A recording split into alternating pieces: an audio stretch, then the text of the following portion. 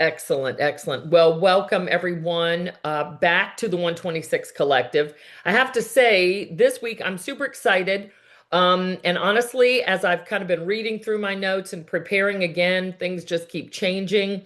You have your handout for today. Hopefully, you were able to download that, but I'm going to have additional notes that are not on there.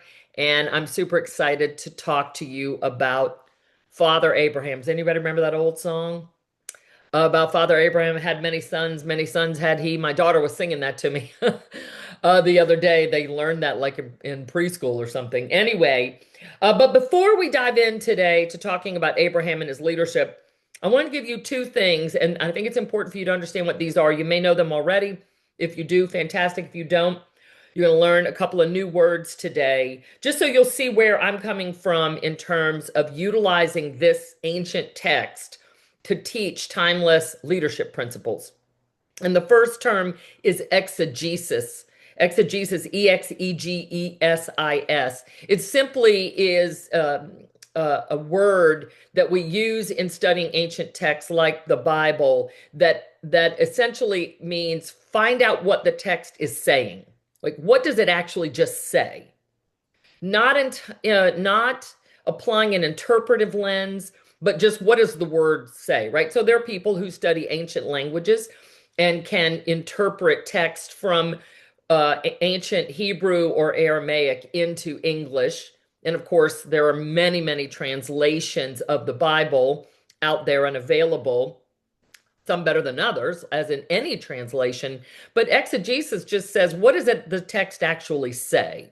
So we're not interpreting what does it mean yet. We're just saying if we're interpreting it's what do the words actually say? And that's the foundation. That is more of an objective task, trying to just figure out what does this text actually say. Then the second part of that is what we call hermeneutics. And hermeneutics then is the science of not just what does it say, but now what does it mean? So now we're applying a more interpretive lens to the work that we're doing, saying, okay, well, what does this mean? And the reason that I want to tell you about both of those things this morning is because we got to do both of them, and we are doing both of them all the time anyway. Any text that you're studying, whether it's a business book, or some kind of leadership book, you're always doing these two things. You're doing exegesis, saying, well, what do the words actually just say? And then you're saying, well, what does it mean? And most of us do this. I do it too. Well, what does it mean to me? And so I think we do have to back up a little bit because we have to first ask when you're studying a text like the Bible, you have to say, what did it mean for them then? Like, what did it mean to the people who were actually reading it, the people that it was originally written for? And I bring that up just like we talked about in our last couple of sessions about applying a 21st century lens of slavery to a 4,000-year-old concept of slavery. You can't do that. It just doesn't work. It's a different culture. And so we have to ask, what did it mean for them then? Because there's some things that happened in Abraham's leadership journey that you may read and think, that's crazy. That is horrible. Like, that makes no sense. But it wouldn't be fair to do that because this culture is, some 4,000 years old. And so things that were natural and part of the cultural norm for them then are no longer part of our cultural norm. That will come up. So we do have to understand, well, what it mean for them then. Then we can ask the question, well, what does it mean for all people always? Okay, because I believe, as many people do, whether you are a follower or not of the God of the Bible, that there are timeless principles. This is why a lot of our Constitution, a lot of our Declaration of Independence, a lot of what you know as an American is built on some of these very same principles, because we believe that they are timeless principles. And then, thirdly, we can ask, okay, now what does it mean for me right now? But many people tend to just open the Bible and say, well, what does this have to say to me? As though the Bible's a self-help book. The Bible's not a self-help book, okay? It is a character formation story. And I want to pull up that handout, in case you didn't have a chance to get to that. before we got started today, so that you can sort of see my notes there. But we're going to talk about that. So the Bible's not a self-help book. A lot of people want it to be. They try to read it as though it's a self-help book. They apply to it the same interpretive principles as they might apply to any other type of leadership book or business book or whatever, and it just doesn't work that way. So the Bible is not a self-help book. It is a story about character formation, and it's important that we keep that in mind. Oops, let me admit a couple more people here coming in. So leadership in the Bible, it's not about control. It's not about certainty, and it's not about perfection. Thank goodness. Any other people out there understand you're a flawed person. You're a flawed person. You're not perfect. If you're not perfect, you're with me. You're on my team for sure. But it's more about trust and obedience and alignment. We're going to talk about how that might show up in Abraham's story and how it might show up in yours. So Abraham's story reminds us that God chooses imperfect people to accomplish his vision, his eternal vision. I've often heard it said, you've probably heard this before, it's bumper sticker wisdom, but it's that God draws straight lines with crooked sticks, right? Have you heard that saying? Like, I'm a crooked stick. I'd like to be used to draw some straight lines at some point. So Abraham had to learn to trust God as a leader. He had to trust God with the future, even when obedience to that was costly and even when the outcomes were clear. So I want to start with our reading. And this is not, I didn't put the full verse in your handout this week because it's super long, but let me share my screen. You'll at least see a part of this. And this starts with Genesis chapter 12, verses 1 through 5. That's what I'm going to read for you this morning. And just so you'll know that the story of Abraham starts as Abram. You'll learn this. His name gets changed at some point in his story, but it's 13 chapters in the Bible. So when I decided to choose Abraham as one of our leaders to discuss in our work together this year, I thought, well, I don't want to take too much time with Abraham. Let me try to condense him into one lesson, which was insane because you can't do 13 chapters of the Bible in one lesson. But watch me try, y'all. So I'm going to encourage you, if you're interested in Abraham, one of the things that I did was I made this chart of sort of where Abraham failed and succeeded as a leader and where you could find that in the Bible. If you want to dig deeper, I'll probably put that in the Mighty Network so you can download it. But I'm going to do my best to condense it down to a few key lessons I think we can learn from Abraham's story. So this starts in Genesis chapter 12, verses 1 through 5. Now the Lord said to Abram, "Go from your country and your kindred and your father's house to the land that I will show you. And I will make of you a great nation, and I will bless you and make your name great so that you will be a blessing. I will bless those who bless you, and him who dishonors you I will curse.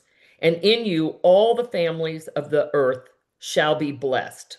Now here's a key phrase next coming up. So Abram went, as the Lord had told him, and Lot went with him.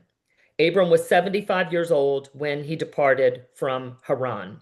And Abram took Sarai, his wife, and Lot, his brother's son, and all their possessions that they had gathered and the people that they had acquired in Haran, and they set out to go to the land of Canaan. So the key phrase there is, so Abram went. He went. He took action even when he didn't have all the pieces of the puzzle in place. And that is a true leadership principle. When you've been given a vision, because I truly do believe, and maybe you can test this in your own life, that the most powerful visions that I've used as my North Star, my guiding light, they seem to have come from outside of me. They weren't like just brilliant ideas that I had. I almost couldn't take credit for them. But when I was being called to take action, even without knowing all the steps, it was because that vision was compelling. And so vision definitely requires movement before certainty. I mean, this is, I think, a true fact. So I would ask you to test that in your own life. And so whether you read and think about Abram slash Abraham through a faith lens, or whether you're like, I'm looking at this through values-based leadership, I think the core truth is the same. Great leaders are shaped before they're trusted with impact, right? And how do we get shaped? We take action. We grow along the way. So when we think about Abram, I want you to think about whether you're talking about growing your business, about building a team, about enlisting the support of other people through leverage. Whichever way you're doing it, I want you to think about where are you trusting that there's a vision worth following, and where are you taking action versus getting lost in the tyranny of each step along the way, right? We talked about that last time. It's the tyranny of the how, Tony Robbins calls that, right? We get lost in, well, how am I going to do that? And how is that going to work? And, I'm not sure what's next? Who's going to help me? I don't, we think about all the questions that we begin to ask that aren't supporting our movement forward. So Abram's story shows us that our leadership traits are very character as leaders. It develops over time, and that most often it's through uncertainty that we're developed. It's through pressure, right? When you have the right amount of pressure, you get a diamond. This is what we're looking for. And through imperfect choices. So this is like building a business, building a team. They all require us to take action. So at this point in the story of the Bible, and the Bible is a continuous story, but at this point in the biblical story, leadership is not failing for lack of ability. It's failing for lack of trust, for lack of humility, and lack of direction. So when we think about Abram, just like we think about some of our prior leaders, and I'm going to give you a little overview of those cats right now, it's not about whether the people have the ability. It's whether they trust and whether they're willing to take action. And so, prior to Abram, we've already talked about Adam and Eve a little bit, right? So the Bible, if you will, the story begins with creation and purpose. We are tasked to have dominion, to lead. We are then placed in the garden to tend and keep the garden, to create order out of chaos, to work it, to nurture it. Very quickly, it all breaks down, like very quickly. When Adam and Eve choose to go their own way instead of trusting the vision of their ultimate leader. Then you may have some familiarity with the story of Cain and Abel. This is the first murder in the Bible, when Cain kills his brother Abel. So violence begins to spread among humanity. It gets so bad that at one point God says, I'm done with these people. I'm wiping them out, starting over. And he chooses one man, one family, and you know who that is. That's Noah, right? So Noah follows this vision of God. Talk about Noah. And I didn't select Noah, although I could have, but Noah is a great leader, a great leadership lesson in and of itself, because he took action to build this giant ark in a desert. Okay. So talk about trust and obedience. But Noah, he ultimately screws it up too. And so, the cycle of this people groups that decide that they can do it on their own ultimately breaks down at the Tower of Babel. You probably know at least something of that story. And that's when people are right back seeking equality with God. They think they can do it on their own. It's about pride. It's about self-glorification. It's about misalignment. So where do all of these people fail? They're not aligned with a vision. And so when Abraham comes along, this is a man that seems to be plucked out of relative obscurity. There's not a whole lot about him prior to God choosing him, but God says to him, I'm going to make you the father of many nations. Throughout the story of Abraham, at different times, he tells them, look at the dust on the earth. Your offspring will be more numerous than the dust of the earth. Your offspring will be more numerous than the stars in the sky. Now, if you remember what I read there in chapter 4, Abram was 75 years old when he answered the call. Guess how many children he had? That's a zero. He had 0 children. His wife, also of advanced years, was past the ability to bear children. And so you would think that the first thing we would have said, this is ridiculous. I'm an old guy. I have no kids. What do you mean I'm going to be as numerous, build a family as numerous as the stars in the sky? But he doesn't do anything. Verse 4 says it. So Abram went as the Lord had told him. He took action despite not having all the facts. So let's look real quick at the vision that God gave Abraham. This was a vision that was actually given to him from outside his self, which again, I'm going back to that. I think about some of the visions that I've been given for business, for career, my desires in life. The ones that were the most powerful, the most compelling, and ultimately the most fruitful were the ones that felt like they were put on me. Have you heard this saying, like something is laid on your heart? Or you keep getting this idea and it won't go away. No matter where you turn, it shows up again. Or people tap you on the shoulder and say, have you thought about this, right? So this is a vision that was outside of himself. It was larger than his lifespan. Remember, this is going to be many generations, all the families of the earth, ultimately. So here we are thousands of years later, and we are a part, even just as Americans, of this vision of a blessed nation. And so this is a larger than your own lifespan vision. This required others to benefit, not just him, right? This is going to be all the families of the earth. This is something that couldn't be proven immediately. Abraham was 75 years old and childless at this point. And then it required sacrifice and patience and courage. So vision in the story of Abraham isn't about certainty, it's about alignment. So I'm going to ask you as we kind of think into this, do you have a vision? Does it feel bigger than you? Right? Does it impact the future? Does it benefit other people? And will it require you to sacrifice something? Right? I don't think that there's a vision that could be bigger than you and impact other people that won't require sacrifice. Right? Does it require patience? Do you got to stay the course? Or are you expecting immediate results? And does it require you to have courage to do things that you wouldn't normally do? I think if that's the case, then maybe it's a vision worth pursuing. But in your case, as in mine, as in Abraham's, it's not about certainty. It's about alignment. Tony Robbins says that your quality of life is in direct proportion to your ability to live with uncertainty. That because that's part of it, right? We got to be able to comfortably live with uncertainty to have a better quality of life. If you need everything to be certain, you need to know every moment of every day what's going to happen. You need the full map laid out before you can take action.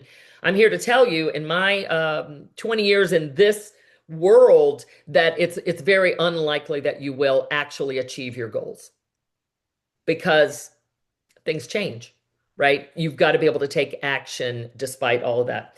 So when I did my research for this, because I've been researching this for the last 2+ weeks, I really read through those 13 chapters. I studied, I looked up all the words, all the things I love to do. I totally geeked out on that thing.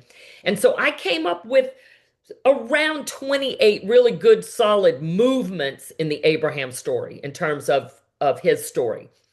There are more, I'm sure, but that's kind of what I chunked this down to, was 28 movements. When I went back and studied those movements after the fact, 23 of them I gave them like a thumbs up, like, good job, Abraham. And about 5 of them I was like, man, 2 thumbs down, bro. That was not good. That was not good at all. So, clearly I thought he had more thumbs up than thumbs down, but there was a common characteristic for every leadership failure for Abraham. And it was this. They're my SH words: shirking and shortcuts. When he shirked his responsibility as leader, he failed. When he tried to take a shortcut, he failed. So I just want you to kind of let that sink in as you think about your own leadership journey, your ability to move forward with this vision. So let's talk about when Abraham led well. When he operated from trust rather than fear. When he took action without having all the details. I'm going to linger on these a little bit. I might give you a little more detail on some of these if you get curious and want to go read more about Abram/Abraham. When he took action without having all the details, he led well, right? He went at once. There were other moments in his story when he took action as he was instructed to without having all the details. When he made decisions that were rooted in his long-term purpose, not short-term relief, because he did do some of that short-term relief stuff too. But when he focused on the long-term vision, he led well. When he reflected and he evaluated every time he had a setback. John Maxwell says that people often say that experience is the best teacher. Have you heard that? Experience is the best teacher. But John Maxwell says that's not true. Evaluated experience can be the best teacher. So when Abraham screwed up and then he went back and reflected, when he took ownership, when he reevaluated, and when he reset his course, he led well. Okay. When he led generously and gave others the opportunity. So there's part of the story. Remember, he took his nephew Lot with him. You probably remember Lot, or at least you know about Lot's wife because she turned into a pillar of salt, right? We know about that story. Most people know that story. But a time came, these guys were nomadic herdsmen, so they were sheep herders. And there came a time when their flocks grew so large they could no longer live in the same region. And so he lets Lot have first choice of where he's going to settle with his herds and with his tribe. So he did. He took the high road. He let Lot choose first. Now, unfortunately for Lot, he chose the area that would include Sodom. We all know that story of Sodom and Gomorrah, but he did let Lot have that opportunity to choose. So he didn't grasp for control, right? So thinking about your own journey here, if you're building, where are you holding on to control in your business, in your career, any area of your life, really. Abraham led well when he advocated for people who couldn't protect themselves. There's another story where Lot gets himself captured in a war with Abimelech, and Abram takes 318 of his best men and he goes in and he rescues Lot. So Lot needed him at that point. In fact, later on, when God decides he's going to obliterate Sodom and Gomorrah because of their depravity, sacrificing their children on the fire and, just total sexual depravity, those types of things, Abraham goes in and he says, look, let's make a deal. Like, there's some righteous people in this town. Will you destroy the whole thing for the depravity of a majority of the people if there are a few good men and women? And so he negotiates there. He went in and actually got Lot and his family out before the destruction was there. So where do you advocate for others on your team? And when Abraham stayed committed to the larger mission, he led well, even when it was personally costly, because Abraham had to trust God with what mattered most, his only son. So remember, Abram is childless at 75. God promises him in this vision that he's going to be the father of many nations with the, offspring as numerous as the stars in the sky. And he finally has Isaac, his son. And God says, okay, now sacrifice him to me. So remember earlier when I said when we look at exegesis and when we look at hermeneutics, we cannot judge these stories with a 21st century lens because it will make no sense to you and I that God would promise him a son and ask him to sacrifice that son on an altar. But remember, those people at that time were worshiping gods, I'm using air quotes, false gods, and sacrificing their own children was very normal. So that was a test. We'll talk a little bit about it, but don't get hung up in why would a good God ask him to sacrifice his only son?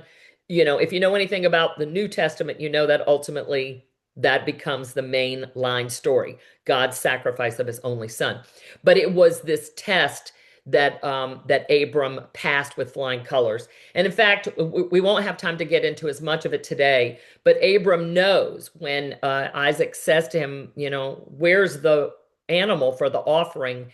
Abraham says, God will provide. So we have enough context to know that even if God had asked Abraham to kill his son, that he would have brought him back to life. Abraham knew that. So, you You can't do hermeneutics and apply 21st century ideas about what children are and what life is to people that were thousands of years old. But when Abraham stayed committed, even at the cost of the very thing that he had been waiting for his whole life, um, he proved that he was a good leader. So if you want to think about this from a faith language, belief shaped behavior. In business, values drove decisions. So I want you to think about your own leadership journey. Are you willing to take action without having all the details? Are you looking at making decisions based in the bigger purpose, the long-term purpose? Do you reflect and reevaluate when you've had a setback or a failure? Do you lead generously? Do you give other people the opportunity, or do you need all of it for yourself? And can you advocate for people who can't, the people on your team who can't protect themselves, who can't, they need you to help them? Do you equip your people? Do you empower your people? And can you stay committed to the larger vision of what you're trying to build, even when it requires you to make sacrifices? And I think that's the valuable lesson here in Abraham's story. So let's look real quick at when he failed, because I think that's important. I said this at the very beginning of this endeavor, that we're going to learn a lot about leadership from the people who did it well, but we're going to learn a lot about leadership from the failures as well, right? Some people's lives are an example, and some people's lives are a warning. And I don't know about you, but some of the best lessons I've ever learned in life came from reflecting on my own failures. So I think they're valuable. So, and the dangers that Abraham faced then, we still face today. So when he chose self-protection over integrity, that was not good leadership.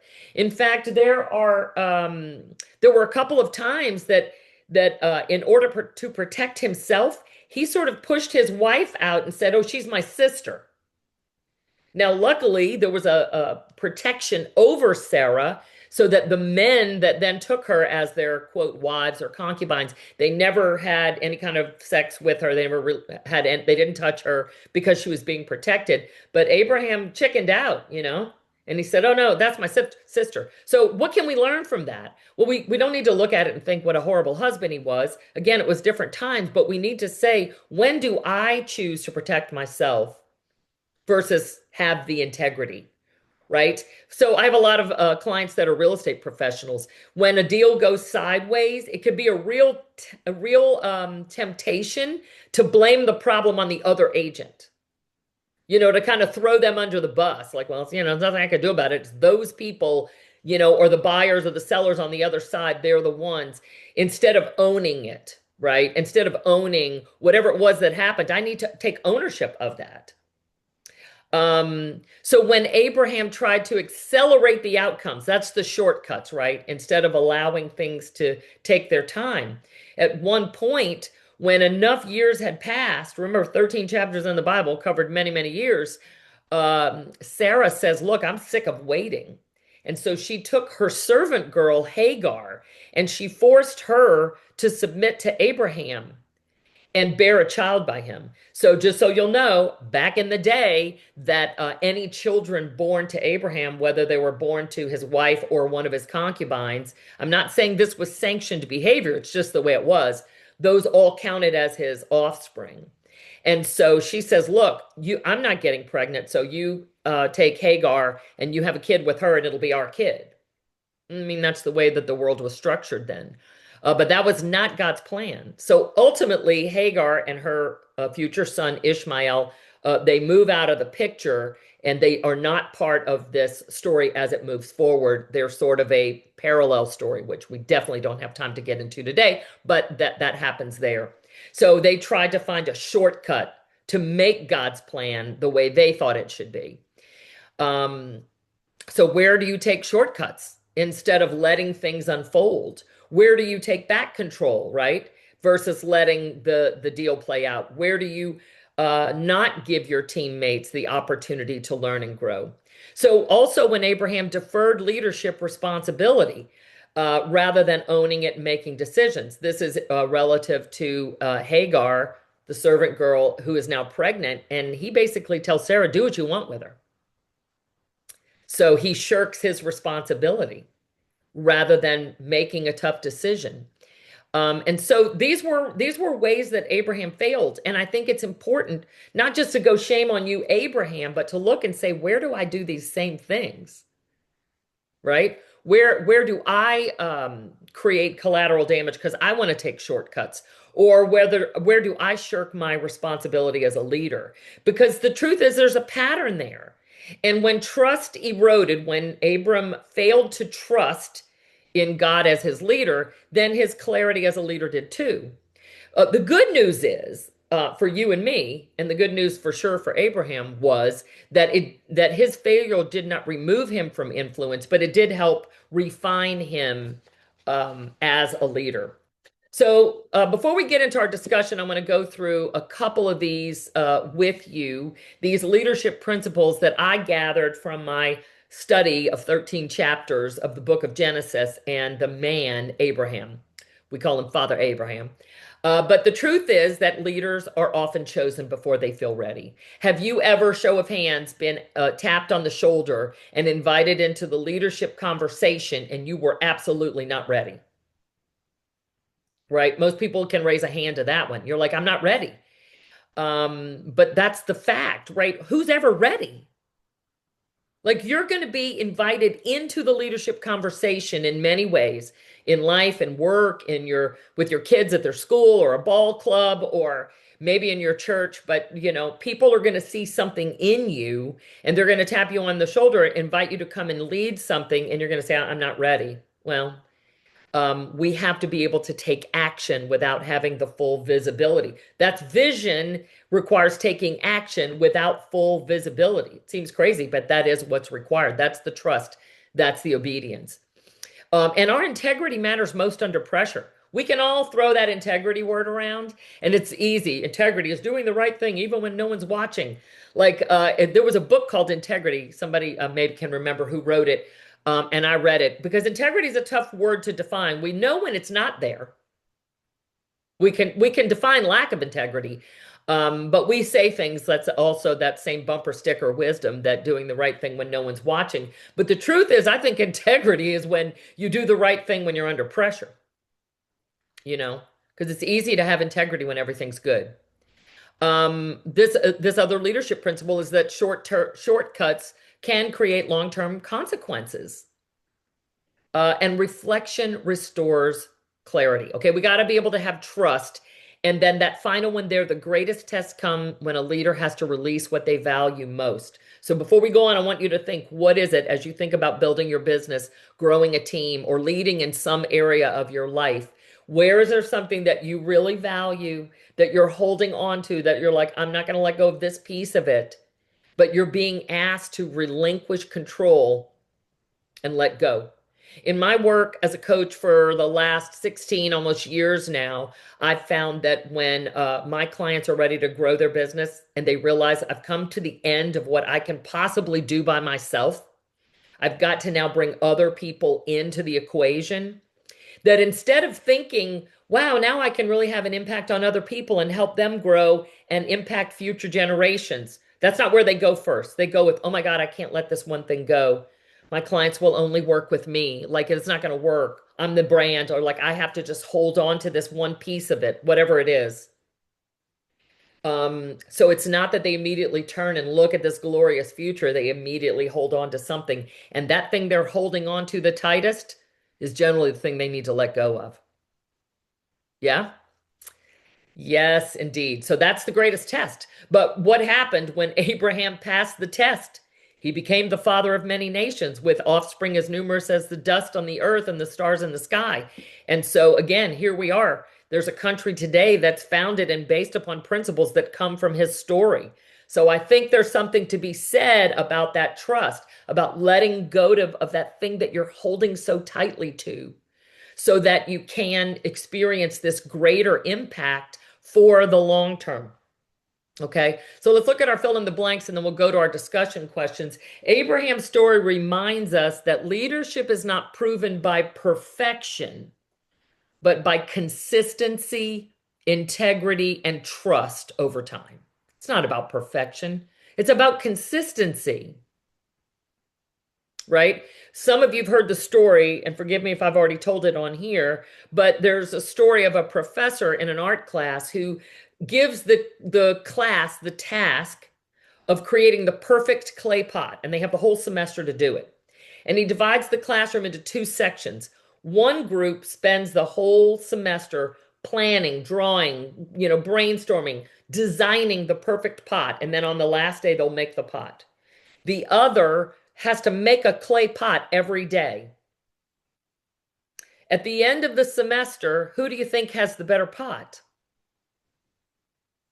It's the people who made a pot every single day because they were able to refine it over time. They reached perfection because they were consistent, not because they were great planners. Okay. The next one says whether you frame that trust spiritually or strategically, right? I said from the beginning, I want this work that we're doing together this year to be valuable for people who are viewing it through a faith lens, but I also want want it to be valuable for people who are not viewing it through that. My goal is not to convert you to anything, but to take these timeless principles and help you figure out how to apply them. So whether you're talking about this spiritually or strategically or both, which would be ideal, the principle stands. The leaders who make the greatest impact are formed long before the results are visible, right? Before you see the overnight success, these people have been formed for a long time. What you see as success on the stage or in the spotlight, if it's true success, it's been at work for a long time. There's no overnight successes. You all get that, right? None of us are overnight successes. And then lastly, strong leadership isn't about having all the answers. It's about making aligned decisions, even when the future isn't clear. It's about making aligned decisions, even when the future isn't clear. Okay. So I've got some questions here, and I'm hoping that if I allow you guys to unmute, you'll want to jump in and answer some of these questions. I want to be able to unshare my screen so I can see everybody. But we'll kind of go through some of these questions. Before I open that up and ask you to think about some of these questions. Anybody have questions, thoughts, or ideas? Because we didn't talk about all of Abraham's story. We talked about the beginning. We touched on a few other pieces, but your boy goes up and down and up and down and faces a lot of things in his many years becoming the father of many nations. But any questions, any thoughts before we dive into some of these questions?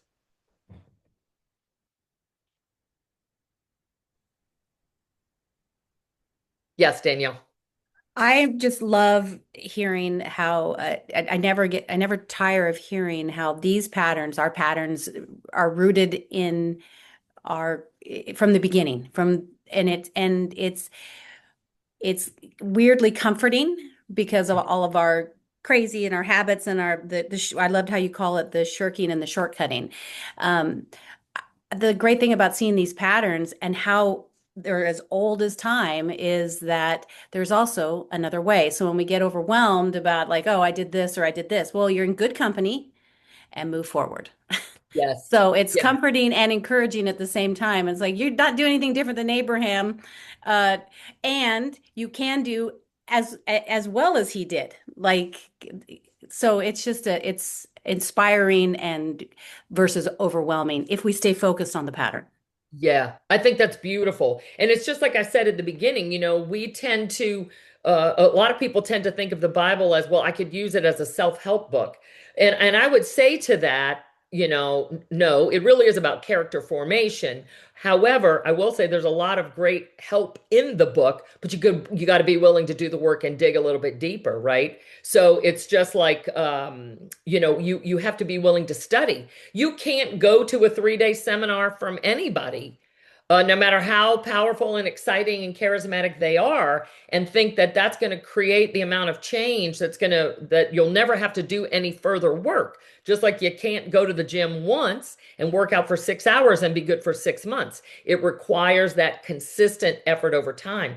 And Danielle, you're bringing up a really good thought for me is that truthfully, if you want to master anything, you got to be willing to put in that consistent work. You got to be willing to fail. I don't think anyone has succeeded without failing along the way. I mean, I can't think of Well, I can think of one, but of course he had, some additional qualities that maybe we don't have as mere mortals. But but truthfully, we have to be willing to apply ourselves and be willing to take that risk to fail, but know that we're in good company. I mean, there's a book that has survived thousands of years, with principles that have founded nations, that is filled with a bunch of losers. But the ones who ultimately succeed are the ones that reflect on and evaluate, right? Like John Maxwell says, evaluated experience can be one of the very best teachers. So yeah, I appreciate that. Those patterns are there. Thousands of years ago, not much has changed. Not much has changed. Yeah, the patterns of getting ourselves in it and the patterns of getting ourselves out. Yes. Yes. As Tony says, success leaves clues. So does failure. So we want to do that. Yeah, beautiful, beautiful. Okay, so let's look at some of these questions. I'm going to throw them out there and see if anybody wants to jump in here. One of those questions that I ask is, where are you trying to control the outcome? I could have just stopped it right there, but I added, instead of leading with clarity, trust, and long-term vision, right? Because that was it for Abraham. When he led well, he had clarity. He knew there was this vision that was given to him. He knew what it was. He had trust and he could see into the long term. That was when he led well. It was when he didn't that he screwed up. So, is there an area that you can think of right now where you're trying to control the outcome and you need to maybe let go? Christine. So I'm in real estate and I'm in the process of rebuilding my team. And I am really, really bad about getting caught up in analysis paralysis and just trying to predict the outcomes. Naturally with what we do, I try to foresee problems and have solutions before they happen. So I think just leading with clarity and trust and long-term vision and knowing my values, knowing my purpose, how I want to show up in the world, and just making sure that the people I'm bringing on align in values. I think the rest of that stuff will take care of itself. I just analysis paralysis. So yeah, and that's because I'm trying to control the outcome. Yeah. Yeah, that's beautiful. Well, and it's like Moses says, without a vision, the people perish. And it's true for each of us, right? So getting really clear on what that vision is, and then you got to at some point trust that it's going to unfold as it unfolds. Who has ever hired the wrong person? Yeah. And then who's ever lost that person and thought, whew, I'm glad they're gone. And then you rebuild. Who's ever hired the right person and lost them? And you still figured out a way to move on, right? So I think that's an important part of it. If we need to know everything, that's what I said earlier, we are going to freeze. We're not going to be able to take action. All right, what decision are you delaying or avoiding because the path forward feels uncertain? Is that resonating with anybody? Anybody want to speak into that one? You're just delaying making a decision or avoiding it altogether because you just don't know what's next. Anybody trapped in that paralysis analysis right Oh, now? absolutely. Oh, say more, Darius. I started a business about 5 years ago, and I went part-time in my on my regular job. So I'm a counseling pastor, pastoral counseling, not licensed or anything. So I decided to make that jump to do part-time to try to expand business. Pastors were so gracious to allow me to do that, and so now it's the part of trying to be a retired musician, trying to ease out of that, but it's kind of helping me uh, keep my daughter in school. And so it's that part of like, okay, hey, it's time, but wisdom, right?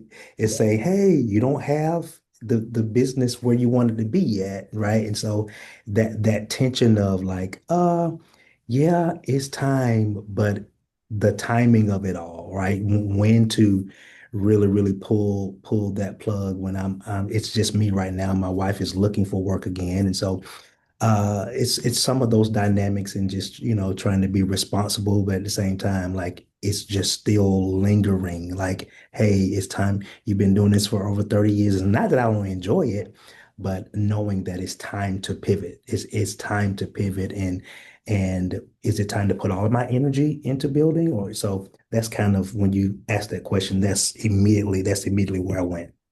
Yeah, it's interesting because you said the word time a lot of times. Time, yes. So, right? So time and timing.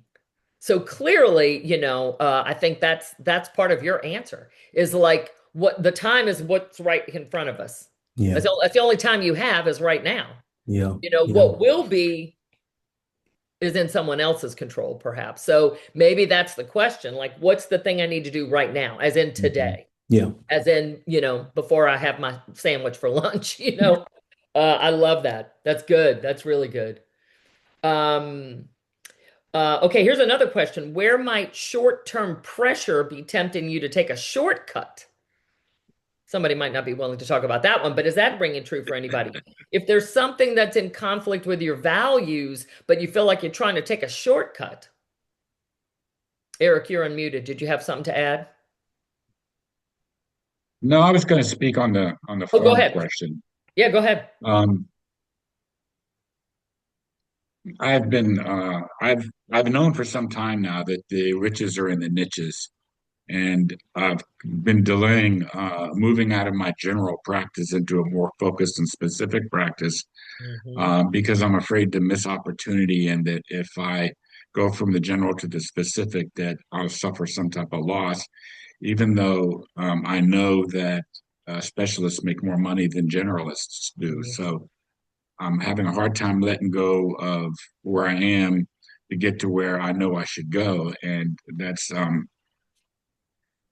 I think we always have, uh, we always delay going into the uncertain and letting go of the certain. So that's an ongoing issue. And although I'm facing this specific issue right now, not it's not something new. Throughout my life, I've had a challenge is letting go of what I know Mhm. to move into something that I don't know, Yeah. because the growth is always in the uncertainty. Yeah, 1,000%. That's very well said. And truthfully, like who else who is in business has been afraid to narrow down what you do and focus on a specific subset of people because you don't want to miss something. And Darius, you know this. Darius is one of our John Maxwell coaches too. And boy, I tell you what, they talk about it all the time. And everybody's like, well, I could coach this and that, and I could speak to this group, and I could train that group, and all the things. And if I just say I'm focused on these people, then what about all those other people? And I remember meeting a guy at our Maxwell conference a couple years ago that only coaches car salesmen. I don't know, Darius, if you ever met this guy, I can't remember his name, but that's his specialty. He goes to car dealerships. I will get your guys to sell more cars. Now, I don't know if where you live. I live in Daytona Beach. I live very close to, I don't know if they call it Automobile Row or something, but it's just a dozen car dealerships. So, I mean, that's just in one little section of town. So if that was your specialty, I guarantee you he was effective than walking in saying, yeah, I'm a great coach. I can help your people. But he says, I specialize in car salesmen. I don't know about you, but if you know how car dealers make money, they make money selling cars. So I'd be like, you're hired. And that's how he's built his business. So we know those examples, but then we try to be generalist, even though we know specialists are the one that make the money. Ding, ding, ding. Yeah. I love when the light bulbs go on. Yeah. So we've all struggled with that. Me too. But yet we all know that when you can say, hey, I specialize in this. On one of the Maxwell calls, Darius, I don't know if you were on it the other day, they asked, what is the one word, what is the problem you solve? And I was like, I mean, can I have a paragraph? You know what I'm saying? Like the example he gave was Dave Ramsey. He solves one problem, debt. We all know. It's a specialization. Anyway, yeah, that's a good one. All right. How often do you pause? I could just end the question there. We could just move on because people would say not at all. How often do you pause to reflect and recalibrate instead of staying stuck in this execution mode? Go, go, go, go, go, go, go. Yeah. Does anybody feel like they do a really good job of pausing on a regular basis to reflect, recalibrate, make sure they're on track? Does anybody do that well? One person? Come on, toot your horn, Christine. I don't know that I do it well, and I have been way more intentional.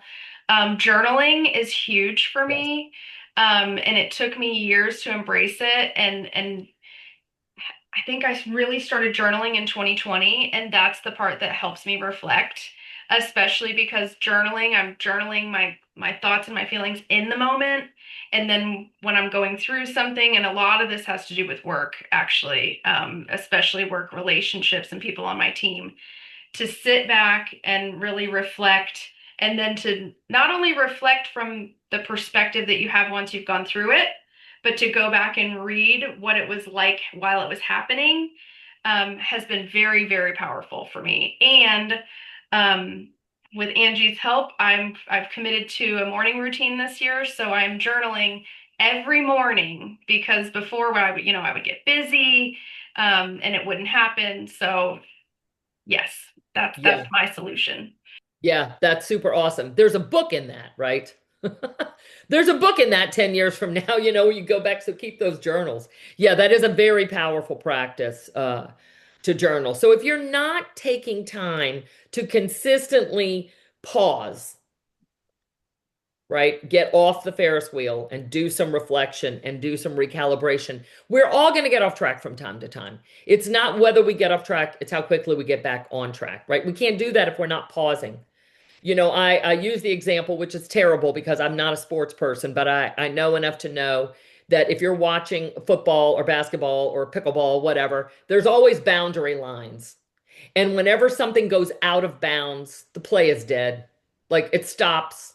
And then we go back to the line of scrimmage or back to the serve line or whatever. And then you start again. And so many of us go out of bounds and just keep going. Like that's not how you play the game. It's not how you play the game. Okay.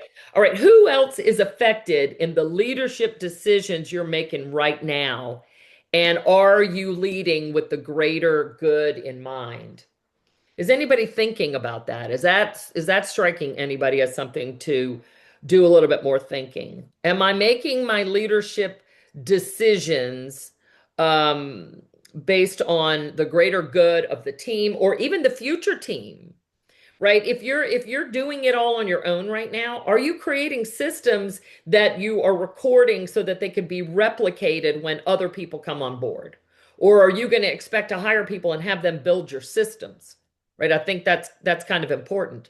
If there's a way that I do things, am I recording that in such a way that it could be duplicated?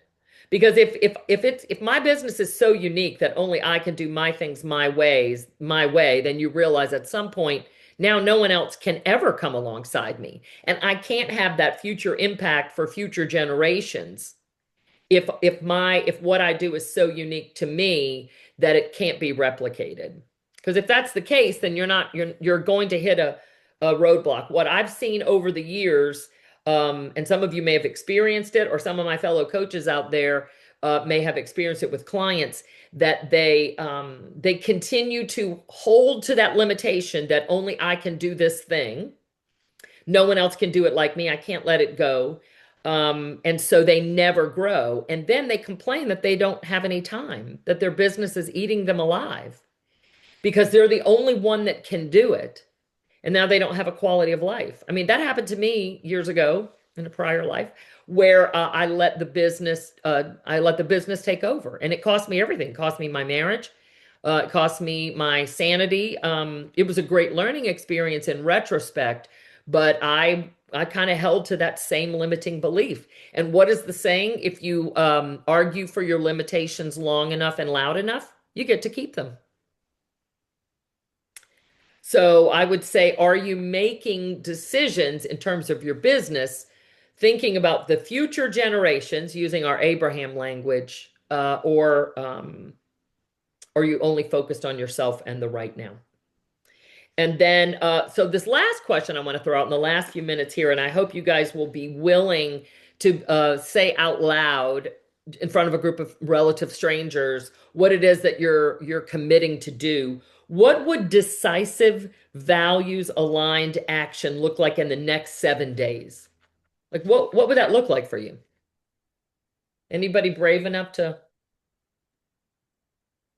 I'll share. Yeah. So recently, I really drilled down on what my personal and business values are. And that's really helped provide clarity. And I think whenever, a decision comes up in my business, and this has even come up with clients that I've decided not to work with, like just really analyzing the situation. Does this align with my values and my purpose and how I want to show up? And I think just looking at those, 10 simple words that are my values and using those kind of as my anchor, um, to help make decisions. I think that's very powerful. Yeah. I love it because understanding, what like the way that I say it is when your values are clear, your choices are easy, right? When you're clear about what your business is about and who you want to serve, it's very easy for you to say yes to the right people and no to the wrong people. If you don't have that clearly defined vision, you're not clear on your values and where you're going, then anybody's as good as the next body. So I love that. Yes, Paula, what you got?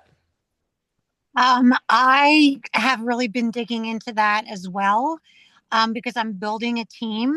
So, two of the things that I've been really focused on is the system needs to be duplicatable, but the person needs to be authentic to who they are. So, I have found with the leadership above me, I'll look at some of the leaders who are mentoring me and go, I love their energy. I love their value system, and I can really learn from them. And then I look at other leaders and I'm like, I could never do it that way. And so I don't want anyone on my team to look at me and say, oh, I can't do this because I could never do it the way Paula does it. I want them Mhm. to know they can be authentic to themselves and do it in a way that honors them. And we have the system in place to support you. And then I've also realized that it's okay for me to want to build a team of people that have similar values, because there's been some people that are on the team that aren't really progressing and being successful, but when I listen to their values, they're so different than mine. And I'm like, I really need to focus on the people who have similar values because there's a synergy there, right? Yeah, um, and so someone who's diametrically opposed to my faith walk, I can't have them on my team. I right. just can't, you know, Yeah, because I'm trying to serve in a way that is honoring God. And I have to catch myself all the time going, I'm getting too much in the busy work. And I normally do my Bible study in the morning, but I jumped up and went out of the house without doing it. Like I have to keep bringing myself back to, I'm never going to build this the way it should be built if I'm not focusing on my faith. yeah. Yeah, that's beautiful. And you're bringing up a great point that I will add in here. Abraham followed the God of the universe, pretty worthy leader to follow. He trusted and believed that that's who he was. Are we being leaders worth following? You know, in other words, are we clear? Do we know what we value? Are we surrounding ourselves? I tell my clients all the time, Christine, we just went through this. Let's do that values exercise so that you get clear on what your top values are for your business. And so understanding that the people that are on your team, they don't have the exact same values as you, but they have to be able to align with your values. Because if not, it's okay. I told a client this morning, if someone does not agree to being accountable to the structures you've put into place, it's okay, but they have effectively resigned from your team, right? I mean, these are our systems, and we demand accountability to those systems. And if you're not willing to be accountable, I think it's fine, but you've essentially resigned. So for you, Paula, too, for all of us, are we clear on what those values are? Because people need to understand who we are, what we value. They have to at least be able to align. There's got to be some sort of overlap. If they're diametrically opposed to what you value, then that's okay, but they just can't be on your team. I love that realization. That's beautiful. That's beautiful. Awesome. Okay, and Kyla says, I'm going to jump on this last comment here. This is something I want to make sure is very clear for not just myself, but with the entire team. Without a clear vision, a team cannot succeed. 100%. 100%. So whether you have a team, whether you're building a team, or whether you consider the team, the people that you're working corollary with, your colleagues, et cetera, the vendors that support your business, or whether you want to think about building a team for the future. Like Abraham took a lot of action with no kids. He didn't have a kid for a long time, but he was taking consistent action towards that vision, knowing that that was the plan that was in place. So whether you're doing it today or you're thinking about doing it tomorrow, I'd like for you to think about what can you learn? What can you learn from somebody like Abraham who took action immediately without knowing the way?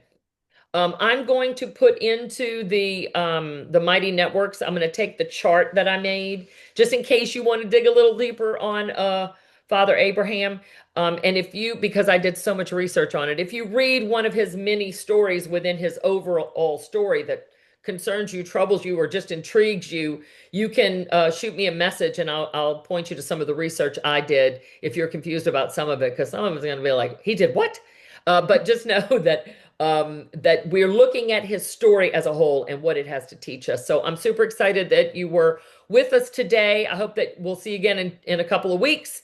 And I haven't chosen yet, but I think if I'm going to stay sort of in the linear story, I'm not going to say anything. But if you have any ideas, you can send them to me. But I have an idea of a story I'd like to focus on next that won't be 13 chapters of the Bible. That was very ambitious. Anyway, thank you guys so much for being here and have a fantastic couple of weeks. This was amazing. Thank you, Angie. Thanks. Thank so much, you. everybody.